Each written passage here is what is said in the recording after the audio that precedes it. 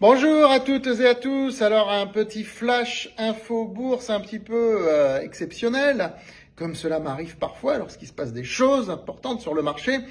En ce mardi 19 novembre, avec une baisse du CAC 40, c'est ce jour et des baisses assez importantes sur un certain nombre de titres, y compris des titres que nous suivons, que nous aimons bien, comme Hop Mobility par exemple, qui perd 7%, alors que l'entreprise n'a annoncé que des bonnes choses récemment. Bon, globalement, qu'est-ce qui se passe sur les marchés? Ce qui se passe, c'est très simple.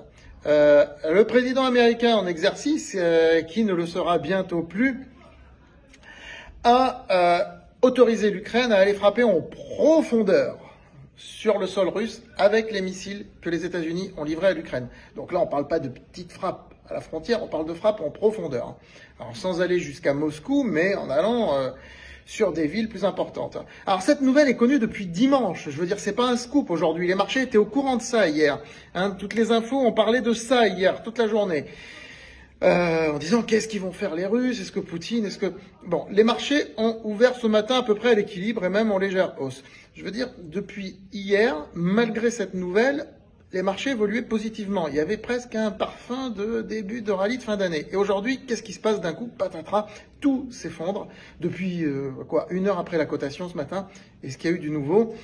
Pas vraiment. Il y a juste eu une annonce de la Russie comme quoi qui modifiaient leur doctrine nucléaire, que désormais ils s'autorisaient à répondre nucléairement à une frappe qui serait faite sur le sol russe. Mais bon, ça Poutine l'avait déjà dit, de toute façon. Il n'y a vraiment rien de nouveau en fait là-dessus. Le risque nucléaire, on sait qu'il est là. De mon point de vue et du point de vue de plusieurs diplomates avec qui j'ai parlé, il reste très faible.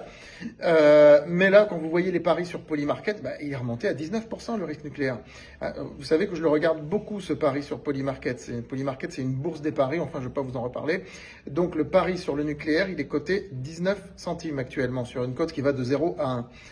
Nucléaire avant la fin de l'année 2024. Donc c'est-à-dire le fait qu'il y ait une bombe nucléaire qui explose dans le monde avant la fin de l'année, donc sur les 5 semaines qui restent. Il est coté à 19% ce risque. Il était monté à 25% avant l'élection de Trump, même 32%, et il avait baissé ensuite à 8%. Il était redevenu, on va dire, à des niveaux quasi normaux. Je veux dire, le risque entre vous et moi, il est de quoi? 3%, 4%. Je vais pas dire 0, on n'est plus dans un monde à 0%. C'est même élevé, 3-4% dans l'absolu. Mais 19, c'est beaucoup. 32, c'est encore pire. Donc, il s'emballe un petit peu ce risque nucléaire. Et du coup, forcément, hausse du cours de l'or, hausse du VIX, forte hausse du VIX aujourd'hui, et baisse des marchés. C'est corrélatif. Bon, écoutez, je vous ai envoyé un mail sur francebourse.com pour vous parler de la stratégie. Inscrivez-vous sur francebourse.com, abonnez-vous sur notre chaîne YouTube pour en savoir plus. Mais voilà le décryptage, voilà ce qui se passe aujourd'hui. Je vous souhaite malgré tout une très bonne fin de journée. Attention, on n'est pas non plus sur un décrochage de 4%, on s'entend bien, on est sur du 1,5% de baisse, quelque chose comme ça, ce qui est déjà pas mal.